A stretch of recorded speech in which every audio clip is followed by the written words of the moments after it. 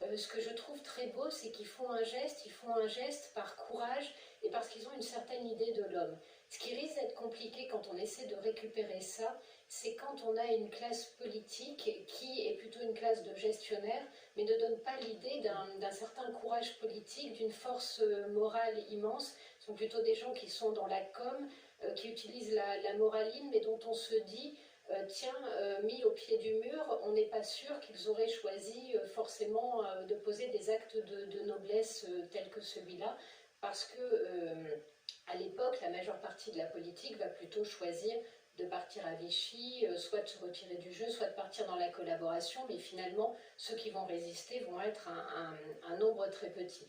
Donc c'est très bien de vouloir aller vers ce que notre nation a produit de plus grand.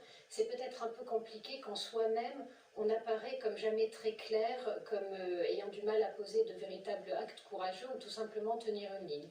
En ce sens-là, c'est toujours un peu dangereux de vouloir s'approprier des héros. Karim Zereb, votre avis à la fois sur ces commémorations et sur le discours prononcé par le président Macron? Je trouvais que c'était un très bel hommage. Un bel hommage à Hubert Germain et à un pan majeur de notre histoire, donc le 1038e compagnon de la Libération qui nous a quittés, 1038e est le dernier. C'est important de partager l'histoire de notre pays, de la partager à travers des figures héroïques, parce que ça restaure aussi la fierté d'être français dans des moments difficiles. Il y a des femmes et des hommes qui ont fait des choix courageux, ils n'étaient pas nombreux, mais c'est aussi par ces choix qu'on peut aujourd'hui être fier d'être français.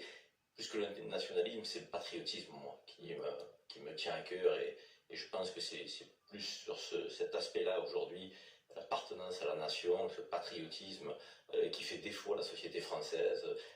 On ne met plus suffisamment en avant nos valeurs communes, ce que nous avons en commun, et ce qui peut aussi nous permettre de faire France ensemble et être fiers d'être français. Hubert Germain, son histoire est fantastique, et ses choix, son courage inouï. Il est à l'école navale, il refuse de rendre une copie au moment de l'examen, il rend une copie blanche, parce qu'il apprend que les Allemands sont entrés en 1940 de rentrer dans Paris, et il fait le choix d'aller directement, de prendre le chemin de la résistance. Ce sont des femmes et des hommes qui étaient jeunes à l'époque, et qui ont fait des choix qui sont inouïs. Quand on pense à notre jeunesse aujourd'hui, il y a cette jeunesse à l'époque, une forme de maturité, une forme de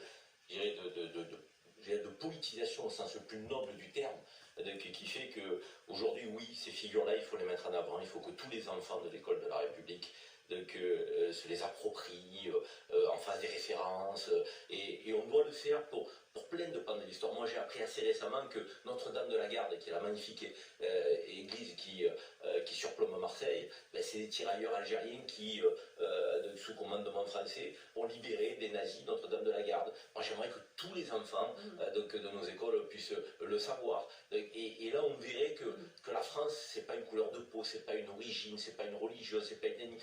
C'est bien plus que ça, la France. Et c'est ça qui fait la grandeur de notre pays, cette capacité à la transcendance pour des valeurs suprêmes, pour des valeurs du qu'on la connaisse, cette histoire, pour autant qu'on la connaisse et qu'on vous l'enseigne. Il faut qu'on la connaisse, Laura, parce que si on ne la raconte pas comme il se doit, certains se l'approprient et l'instrumentalisent, voire la révisent.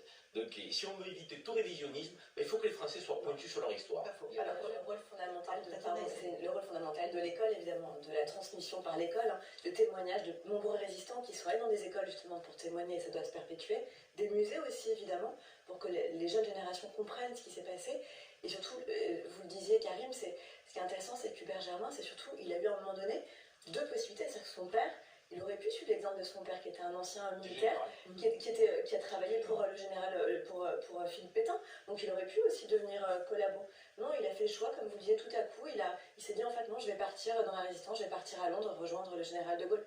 Donc c'est aussi à un moment donné un choix, il montre aussi à un moment donné un choix de vie, et une opposition et une résistance. Et c'est intéressant aussi en cela. C'est justement ça, c'est qu'il sait parfaitement ce qu'il risque. C'est que même s'il a 20 ans, il connaît, c'est le fils d'un général, il sait exactement quelle est la situation de la France, il sait exactement quelles sont la situation des armées, il sait à quel point son choix est un choix héroïque parce que tout a l'air de servir plutôt Hitler que les résistants, et il va le faire quand même, et il ira jusqu'au bout, c'est-à-dire qu'il va, Bir Hakeim, c'était pas une partie de plaisir, ça se passe en plein désert, il n'y a quasiment aucun endroit où se cacher, c'est Rommel qui est quand même en face et qui lui a tout à fait intérêt à faire tomber ce bastion-là, et c'est la résistance héroïque des forces françaises libres qui permet que Bir Hakeim tienne, donc c'est quelqu'un qui va vraiment au bout de tous ses choix, et qu'on transmette l'histoire de ces figures-là, c'est très important parce que l'histoire c'est aussi de la chair.